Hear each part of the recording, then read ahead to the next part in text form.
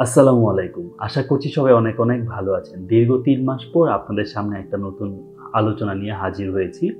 আজকে আমি কথা বলব বাংলাদেশে ইসলামী বই পড়া বিপজ্জনক কিনা? এই বিষয়টা নিয়ে আমাদের আলোচনা করা এই সময় খুবই জরুরিও মনে করছি। প্রথমত আমি একটা বাস্তব ঘটনা দিয়ে শুরু করি। আ আমি বেশ কয়েক মাস আগে ট্রেনে ঢাকা থেকে বাড়ি যাচ্ছিলাম এবং যারা আমার তাসকিয়া ভয়েস চ্যানেল এবং আমার প্রোফাইলে যুক্ত আছেন জানেন আমি আসলে যাত্রাপথে অনেক বেশি বই পড়ার সুযোগ পাই। কারণ চাকরি করি, ফ্যামিলি আছে। বাস, ট্রেন আমার জন্য বই পড়ার একটা ভালো সুযোগ এবং গত কয়েক বছরে বেশ বই পড়া হয়েছে। আলহামদুলিল্লাহ এটা মানুষকে দেখানোর জন্য বা জানানোর জন্য না, সত্যি বলতে ওইটা আমার জন্য একটা ভালো সুযোগ। এবং যাত্রাপথে প্রায়ই আমার বই পড়া হয়। তো আমি ট্রেনে বই পড়ছিলাম এবং আমার বইটা হচ্ছে বাংলাদেশের অন্যতম প্রখ্যাত আলেমে দ্বীন এবং অসংখ্য আলেম ওলামাদের উস্তাদ মাওলানা আবু তাহের মিসবাহ সাহেবের বাইতুল্লাহর মুসাফির। এটা মূলত একটা হজের সফরনামা এবং আমার পড়া এখন পর্যন্ত বেস্ট একটা বই হজ বিষয়ক।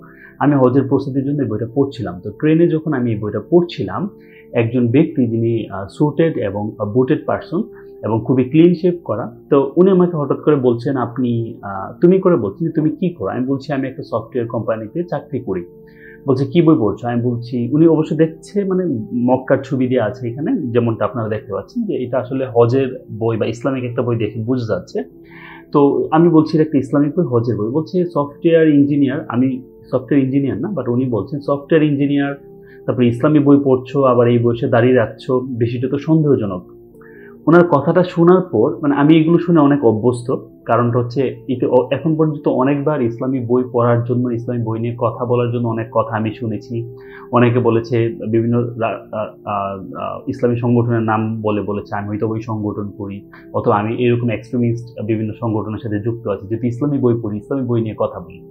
এগুলো শুনে অভ্যস্ত। তো আমি একটু নিজেকে খুবই বিরক্ত লেগেছে এবং খুবই হার্ট হয়েছি। তো আমি উনার কথা শুনে বললাম, "না মানে আ আ সমস্যা হবে কেন? মানে আমি একজন মুসলিম, বাংলাদেশের মুসলিম হিসেবে তো আমি ইসলামী বই পড়তে পারি।" বলছে, "হ্যাঁ, পড়তে পারে ইসলামী বই। কিন্তু জেনারেল ছেলেমেয়েরা যেভাবে আসলে ইসলামী বই পড়ছে, এটা তো ভয়ের কারণ।" মানে উনি বলছে ভয়ের কারণ। এই জিনিসটা কিন্তু আমরা বুঝতে পারি।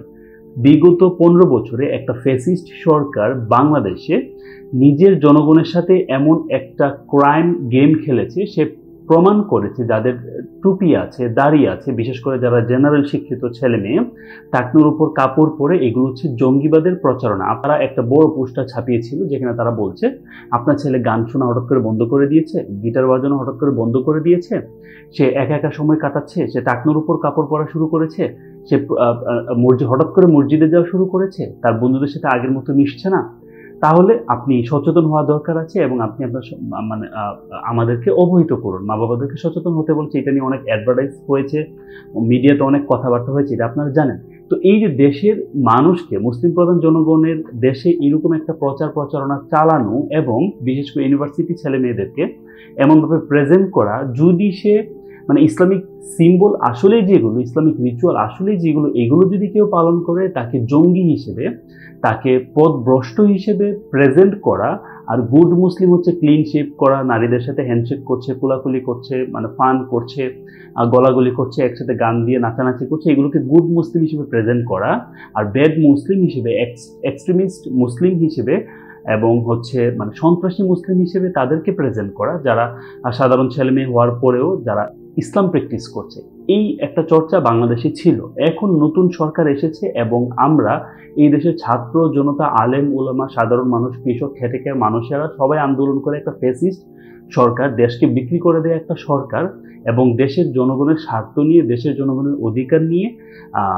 খামখেয়ালিপনা, স্বৈরাচারী আচরণের একটা সরকারকে বিদায় করার পরেও আমাকে এই বিষয়টা নিয়ে কথা বলতে হচ্ছে। কারণটা হচ্ছে মানুষের আচরণ, মানুষের বিশ্বাস, মানুষের চিন্তা চেতনা একদিনে পরিবর্তন হয় না। এই মানুষগুলো যিনি আমাকে রেল লাইনে এইভাবে, রেল স্টেশনে এইভাবে কথা বলেছেন, তো এমন মানুষ কিন্তু বাংলাদেশে আছে, তারা কিন্তু পরিবর্তন হয়ে যায়নি। পাশাপাশি অনেক সাধারণ মা-বাবা আছেন, অনেক সাধারণ মা-বাবা আছেন যারা এই বিষয়গুলোকে অ্যান্টি ইসলামিস্ট হিসেবে দেখছেন না, কিন্তু মিডিয়া দীর্ঘদিন তাদের সামনে বিষয়গুলো এভাবে প্রেজেন্ট করার কারণে তাদের ছেলেমেয়েরা যখন হঠাৎ করে, যেহেতু সেকুলার ছেলেমেয়েরা, সেকুলার এডুকেটেড পিপল তো মেয়েদের সাথে অবাধ মেলামেশা ছিল, গান বাজনা, বিড়ি খাওয়া, সিগারেট খাওয়া, হালকা পাতলা নেশা পানি করা, এগুলো খুব কমন প্র্যাকটিস হিসেবে দেখা হয় আমাদের সোসাইটিতে। তো সেই জায়গায় সে যখন হঠাৎ করে এগুলো ছেড়ে দেয়, প্রকৃতপক্ষে ইসলামে বা দিনে ফিরে আসা, ভালো আচার আচরণ আখলাক ডেভেলপ করা, দাড়ি রাখা, পাঞ্জাবি টুপি পাগড়ি পরা, এগুলোকে তখন কিন্তু সন্দেহের চোখে দেখা হয়।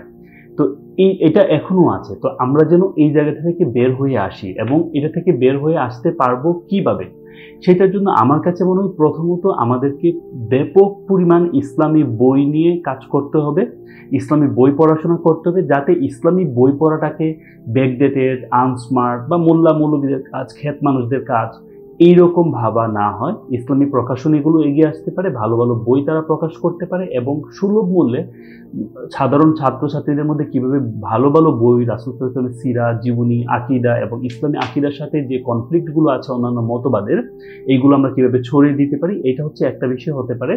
দ্বিতীয় হচ্ছে ওয়াজ মাহফিলে আমরা ছেলে মেয়েদেরকে, মানুষকে, আলেমদের কাছে অনুরোধ থাকবে উৎসাহিত করা যে গুড মুসলিম হওয়ার জন্য, প্র্যাকটিসিং মুসলিম হওয়ার জন্য আমাদের আচার আচরণ, লেবাস, পোশাক পরিচ্ছদ, এগুলোতে যে সকল পরিবর্তন আনা প্রয়োজন, এবং আমাদের দাড়ি রাখা, আমাদের টাকনুর উপর কাপড় পরা, টুপি পরা, এগুলো যেগুলো ঐচ্ছিক যেগুলো বাধ্যতামূলক, সেগুলো বাধ্যতামূলক মেনটেন করতে ছেলেমেয়েদেরকে উৎসাহিত করা। এতে করে যেটা হবে, একটা মুসলিম প্রধান দেশ, মুসলিমদের দেশে কখনো খুদ কোনো সেকুলার মুসলিম, অন্য কোনো ধর্মের মানুষ না, খুদ সেকুলার মুসলিম, খুদ আমাদের মা বাবা, আমাদের ফ্রেন্ড সার্কেল, আমাদের কলিগ, আমাদের কাজিনসরাই আমাদেরকে নিয়ে যে টিটকারি করে, কটূক্তি করে, সেইগুলো তারা করার সুযোগ পাবে না। এবং দোয়া করি এবং আশা করছি তারাও এতে ইন্সপায়ার হবে।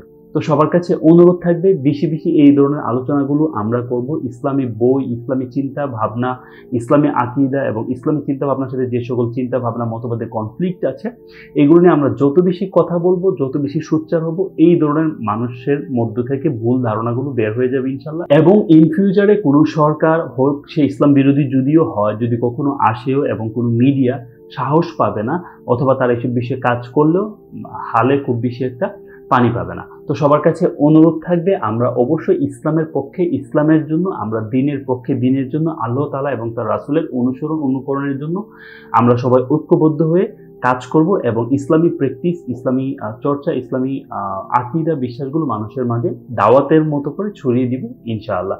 সবাই লাইক, কমেন্ট, শেয়ার ও সাবস্ক্রাইব করে আমাদের পাশে থাকবেন। আসসালামু আলাইকুম।